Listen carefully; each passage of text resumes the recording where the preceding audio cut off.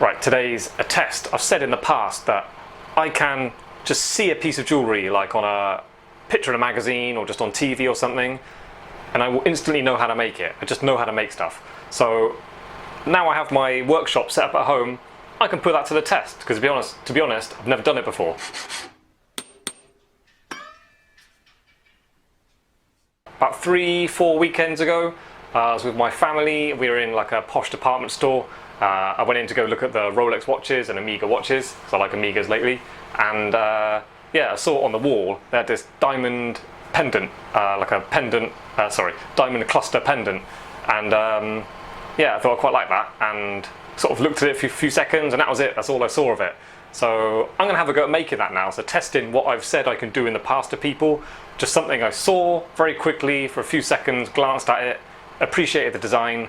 Now I'm going to make it. So let's get on with it.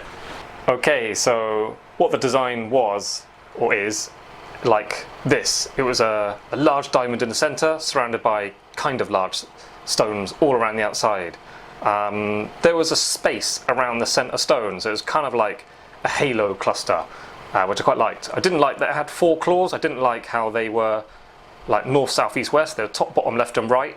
But then on the design I noticed 2 of the claws, like the top and bottom, were attached to a stone, and the 2 the other side were sort of going in between the stones. I didn't really like that. So I don't know what they did with the numbers of the stones around the outside, but it didn't work out for them having 4 claws. I didn't like that about the design, so my one's going to be better.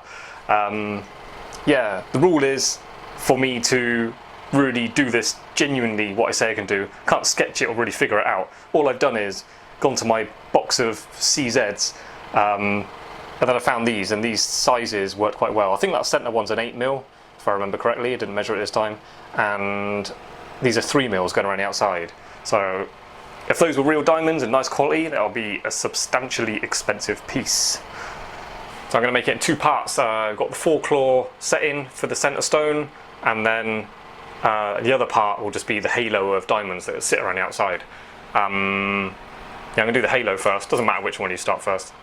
You just bring them together when you've got them both done. So if you're making this, have your stones ready. You've got work to stones. Don't just make it for nothing. There's no skill, but there's a lot more skill in making it to fit stones perfectly.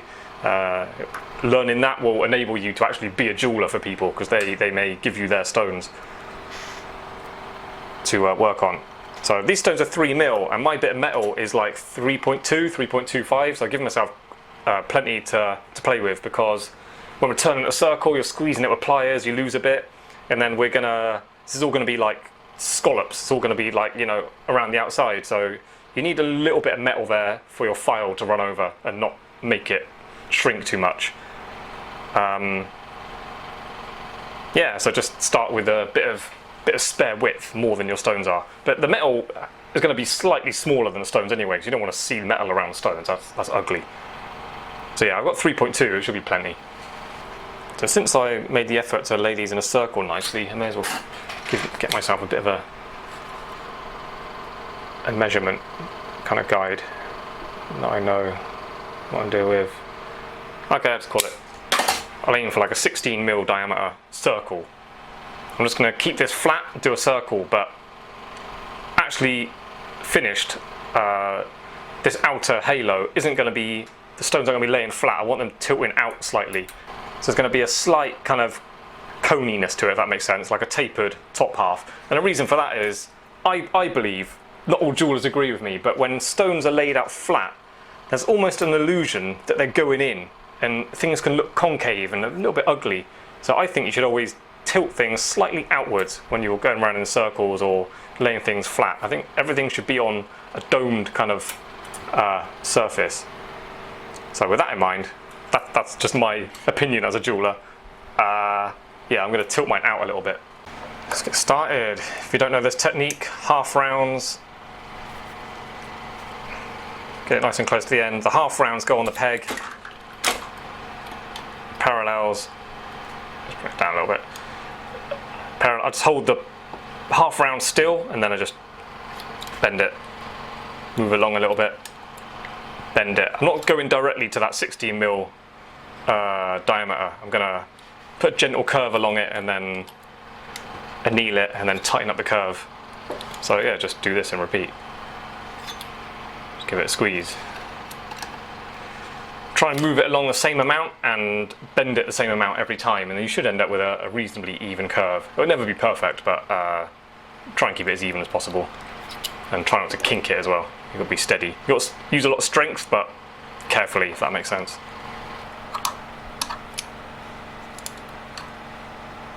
Okay, right. Turned up a full circle, and quite a good circle if I do say so myself. I'll anneal it again. I've annealed this 2 or 3 times, by the way, to get this far. Obviously, because that diameter is massive, so I've got to anneal it again, and then tighten up the whole curve all the way along, to hopefully get it down to something like 16 mil.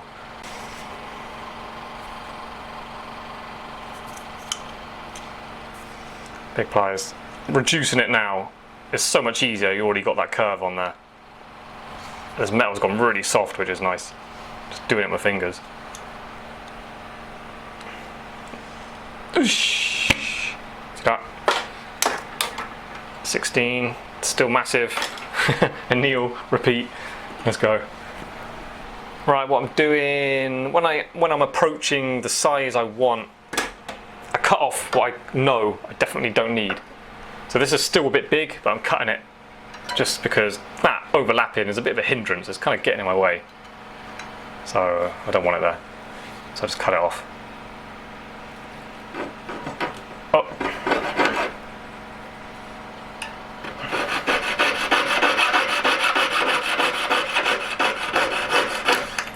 Boom. Now I've got a bit more space for my hands and pliers and stuff to work all the way around it. And I'll just tweak it a little bit tighter after I've annealed it, of course, the millionth time. Annealed, trusty bit of leather. I like having a little bit of leather because it's going to hurt my finger, basically. So I keep crushing that in there. So I just have a bit of leather over my finger so I can push harder without hurting myself. Or just wearing out my skin. Going halfway, turn it around to start curling it from the other end.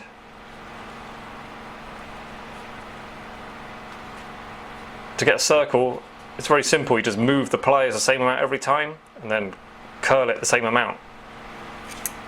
And you can keep it circular as you reduce it.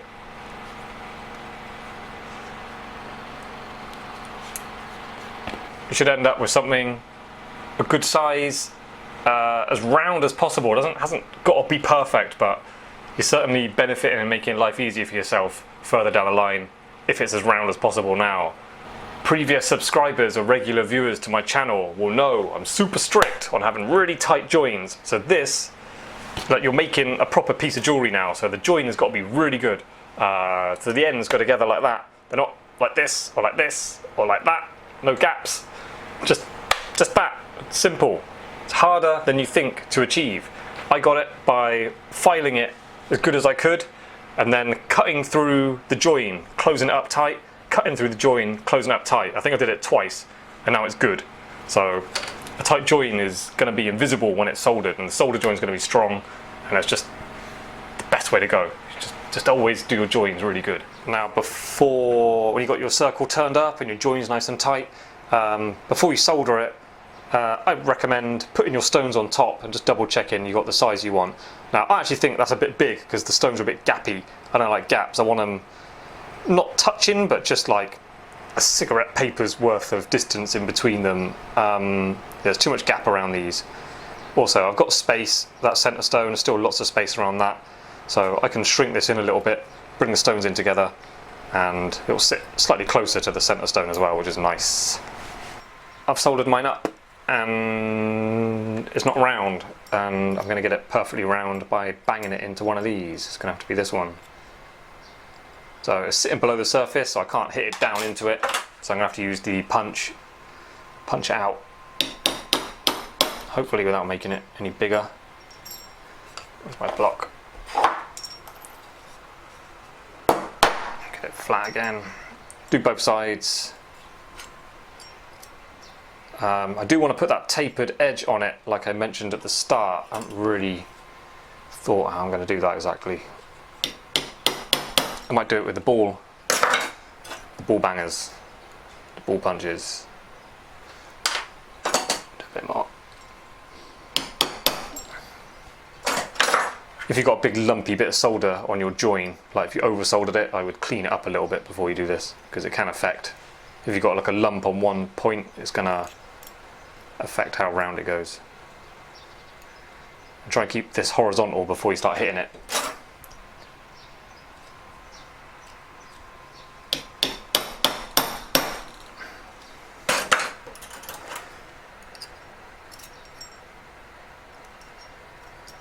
Getting there, look.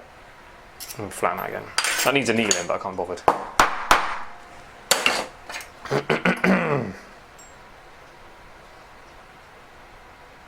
I think I've caught a cold since I started making this video. I'm like sneezing and stuff now. Okay, well the centre's nice and round. Again, we're benefiting now from making it, because we made it extra wide, yeah? Got the extra width, so even if I push the centre out a little bit bigger, centre hole,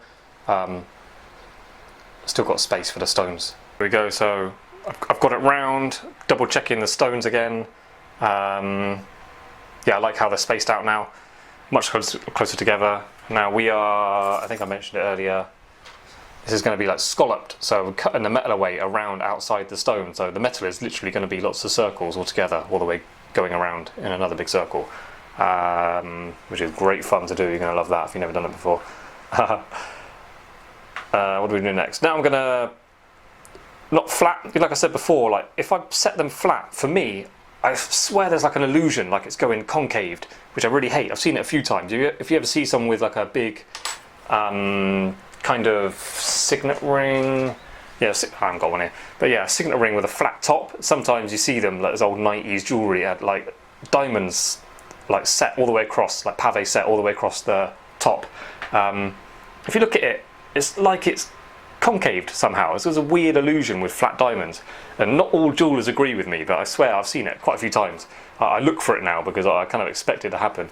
Yeah, and I've seen it a few times. So this, I would never set these perfectly flat. Like where it worked before, they would say no, make it flat, and I'd have to just get on with it. But now I'm in charge. I'm gonna dome this out slightly, so it's gonna not be flat, it's gonna be outwards. And I may do that. So it's quite subtle. You could, I've got thickness in my metal, I could just file it on, but then the top is how I want it, but then the back is completely flat, and that looks a bit cheapy. Or we could do a gallery wire on the back of this. Gallery wire around scallops. No, we're not doing that. Okay. Yeah, looking at the back of the piece of jewellery, if the whole thing is all curved nicely, I think that adds an element of class to it. If it's just flat back, it seems a bit cheap somehow. So yeah, definitely we're going to shape this metal, not just file the top. And okay, let's do that. For putting the angle on, banging it into something like that, the angle is going to be way too severe. So I'm just going to use the ball punch. Choose the back or front. Both sides are going to be different. One side solder joint might be a bit smoother. Make the smooth solder join side the back, because that's a bit harder to clean up because you're putting that angle on it now. So I'm literally just going to gently tap it in and see. Just do it a bit, see how it looks. Where's my other hammer? I like this one. It's a nylon end, but it's got a lot of weight to it, so it's good for this.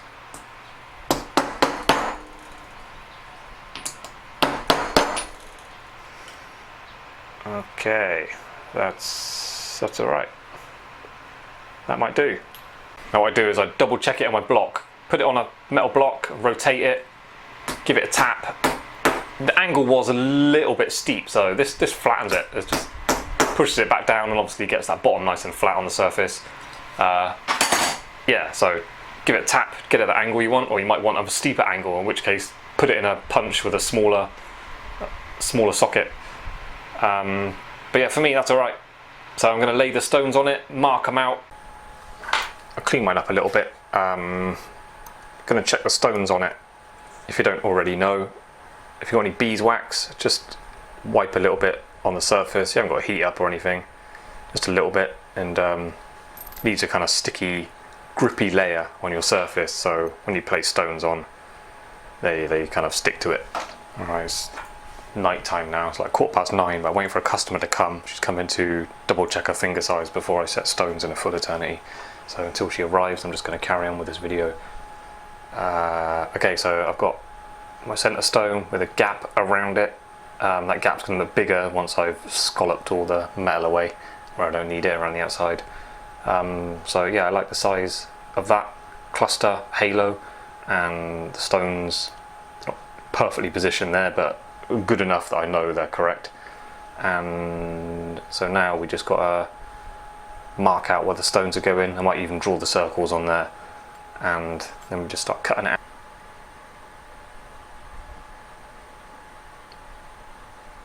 Just using my dividers to get a line down the centre all the way around.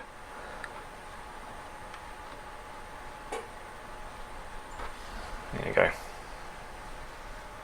So I've used this a couple of times. I can just put whatever it is on there, and I've got the perfect angles marked out already. But if you haven't got something like that, this is what we normally use.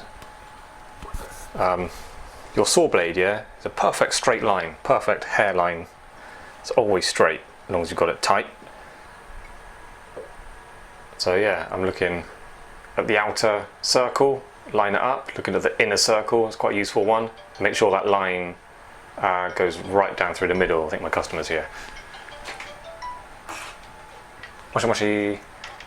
Hi. Okay, back. Yeah, I've never felt like I'm good at this, but at the same time I can do it. If you don't have, let me move this, it's a bit any space for my camera and my saw frame. A little bit awkward. Right, this top one next to my slightly dodgy looking solder joint, that's my main one. That's like my master point. So I always put the saw blade right over the top of that, and then line it up with the bottom one, and making sure I like the look of it going directly through the centre of the hole in the middle, which goes back to making it important to make it perfectly round. It helps you out doing this. You've got to have a fine line marker pen as well. It's one of the most important tools on your bench when you're doing this kind of thing. So what I do is I mark it out, and if I think it needs to be a little bit left or right, I'll just thicken up the dot to the left side or the right side until I'm happy with it. When I've got it sitting over the centre of both of them, and it's going right down the middle of the circle. So I'll be checking it and double checking it. I'll probably get all 12 dots drawn, and when I'm happy with the spacing of them all, then I'll start drilling them out. And then once I've got, what I'll do is I know a lot of jewellers like to stick a spike in there. I never like that. I find it a bit brutal, and also it's a little bit dangerous because you can slip and just put a big gouge mark in there. So I get a really fine, this is not a really fine one, but I get a really fine ball phrase and just touch it, like something like a fifth the size of that one. I can't find one at the moment. But yeah, I'll just touch it in there with the ball phrase, and then that's going to be my guide point for the drill. Right, a couple of days have passed since I was last filming for this. Got no idea what I was last saying, so I'm just going to grab all the bits and see where to go. I was probably, very likely, talking about placement of the stones. Don't need the centre one now. Okay, marking out stones. Alright, so you can see I use my dividers to draw a line around the centre of that. I use the outer edge as a guide because I just grab my tools. I banged it in there, so I've got a perfect. I tapped it into one of those on that edge, just so I've got a perfect circular circumference, and then that means my line I draw is going to be nice and circular as well. My inner edge is a little bit off, it's perfectly circle, so I didn't want to use that. So yeah, now it's just a game of marking out. I've got 12 stones, so I'm topping out, marking out top, bottom, left, right, and then 2 in between, which will be quite easy to do. I kind of do it by eye. Just to show you absolutely everything I do. Marked out top, bottom, left and right. I do it with a marker pen, then I check it again with the saw blade over the top, and then you may find you can get a little bit more accuracy and draw your line either side of your dot of your marker pen. Like, the marker pen has a certain thickness to it, but obviously you can scratch a perfectly really fine line with a sharp point in there. Also, one little thing, just with a trick with your eyes, just a bit of basic optometry for you. Two dots, top and bottom, are harder to tell if it's straight or not. If possible, scratch a little line, because your eyes can follow it up and down from top to bottom, and it's almost like your brain just, if there's a line top and a line bottom, it's almost like your brain fills in a line going across the centre as well. So it makes it a bit easier to see if it's accurate or not. So if possible, do a dot first, do a marker pen first, then do a little dot. Keep checking it every time, at every stage with your saw blade. Yeah, when you're really comfortable with it, do a line, and then check it again, see how you feel. Just keep trying to eke a little bit more accuracy out of it at every stage. Right, so now I'm satisfied with my top, bottom, left, right. To do the two in between, so I've got 12, so that's 4 plus the 8, that'll be the total in between these 4. I just guess it. 1, 2. Now I'm going to double check that with my dividers. It's very simple with 12, because you just get the same distance from the quarter marks, and then that should be the same going across the 2 you just put in there. So 1, 2, 3. Quite simple to do these. So I've got all 12 points marked in the metal now. Again, I mentioned this before in my videos, when you work accurately, you make the next step much easier for yourself. I can rely on that top, bottom, left, right being accurate, so I can use those on all 4 corners. My dividers worked the same. I just found the 2 points in between, and then they lined up perfectly. Each time it landed on that quarter point, and then you can double check it going across the middle. It lines up nicely every time. So I use these dots now to draw little circles, and then that will be my guide for the stones. And actually I better put the stones on and make sure I get the circles the right size. So yeah, I'll be doing that, making sure I draw a circle. I would draw it the same size as that, and then when you cut it out and file it back just ever so slightly, don't cross the line you've drawn. You just want it to be kind of on the line, and then it should sit slightly out of sight. But you know, just keep checking it as you go along. That's how you proceed. Skip forward a few minutes. I got this a little bit not neat. Never mind. You can go around it. You can go around it with your saw blade again. Go in top, bottom, each one, and it should go straight across the middle. Each one you're doing. Yeah, that's it. So now we're just cutting out little. I see it as like little triangles in between the circles. So we'll just go around it now. Just be careful not to go into the circle. Don't worry too much about going into the point and making the point very neat, because a claw is going to go there. So we're going to have 2 claws going in between the stones all the way around. So don't worry about cleaning it up too much to a nice little point, but the inner and outer have got to be really nice and round. So I've got started on this now, going around it. What can I say? Just choose your technique. I'm going for the cutting straight up to the centre. And then chopping a little edge off both sides of it. So I'm just getting these little triangles going around the circles, and it's just so I've got less filing to do. I think it might be a slightly quicker way to work. If you file too much, especially in the centre, you get, rather than a nice circle, looking at the back, rather than a nice circle, you get like a little flat, like a little egg. It looks like little eggs together, and if you're making if this was like diamonds, yeah, it would be probably 4.5 carats of diamonds with that big one in the centre. Mega money piece, and you can't have little egg shapes at the back. You've got to really get it right and really work perfectly. So even if you're working with someone and they're putting you under pressure to get it done, like, ignore them for this. Like, they're going to much prefer you give them a perfectly made job a little bit later than expected, rather than something you finish quickly and is subpar. Went around it with the saw frame, just chopping out the little triangles, and now go around with my file, just very roughly getting it closer to where it needs to be. What I do is I look down on it, so I'm seeing the lines, making sure I don't go over them. Just really, at this stage, Just trying to fast forward my progress, but certainly not going too far. And then after I've done this and done the inside as well, all that's left is just all the really accurate work, getting it really nicely finished, all nice little circles going around in a circle.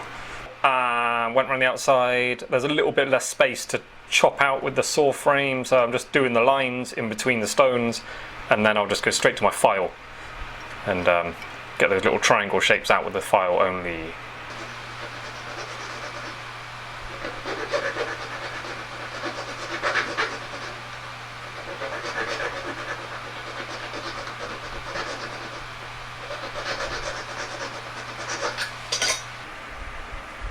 I don't know if you can see, I'm taking this much more accurately now up to the line here, and my advice is don't take off too much on that outer edge, because that's what really, you need metal there to make it look circular. If you take off too much, you end up with little eggs.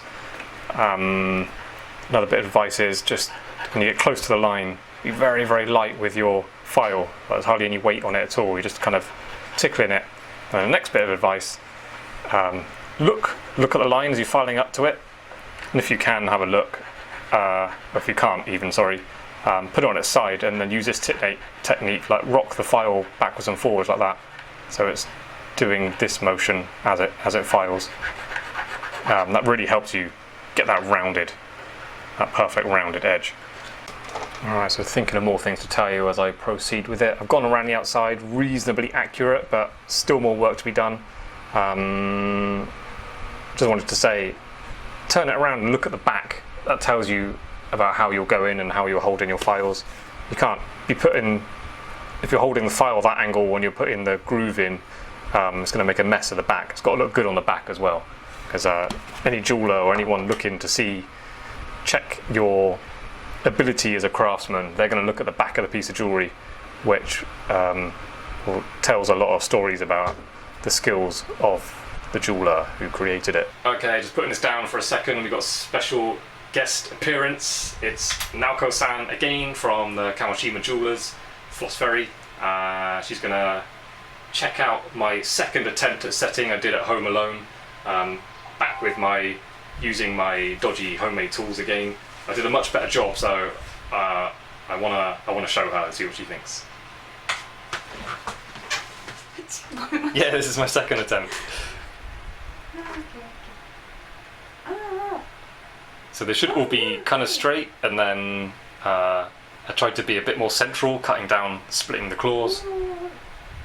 Good. Improvement, yeah? Jotatsu, that's it. Improved. Jotatsu. Hi. So that was second attempt. So it's just being more comfortable in my own workshop. I did a better job straight away, and I've got a third ring blank ready to try again, and I'm going to do an even better job again. Yeah, better now. Thank you very much, too kind. Okay, I've got this coming up to the line now, putting the stones on top and checking it, and it's just on the edge of the girdle, so the size is good. I can still eke a little bit more accuracy out, but I've done as much as I need to do really with the file. Go around it, make sure your file strokes are all nice and up and down, not all jiggity jaggedy. That helps you clean it up neater as well when you file neater. You can use these to go around the inside, but obviously you're just touching the top bits, which is what I'm most nervous about, because that's what stops it being round, and then you can't get the roundness back without reducing the size of all of them. So it's big trouble if you go too much, just taking out the edge, so putting any flats on them, it ruins it. But yeah, you can touch it with that very lightly. I'm not happy about it, but I'm going to have to wrap paper around a needle file and just do that. I've decided to do that before putting the claws on, because if the claws are on there as well, it's even more tricky to get them nice.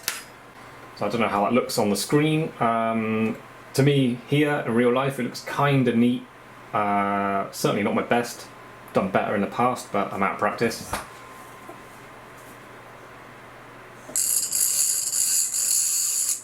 Take these off. Do them individually.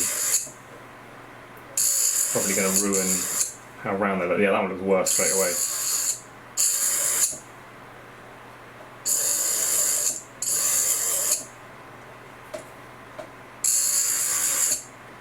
One thing you can bear in mind, which helps you out a little bit. I'm not worrying too much about the points in between because the claw goes there, so it does rescue you a little bit with inaccuracies.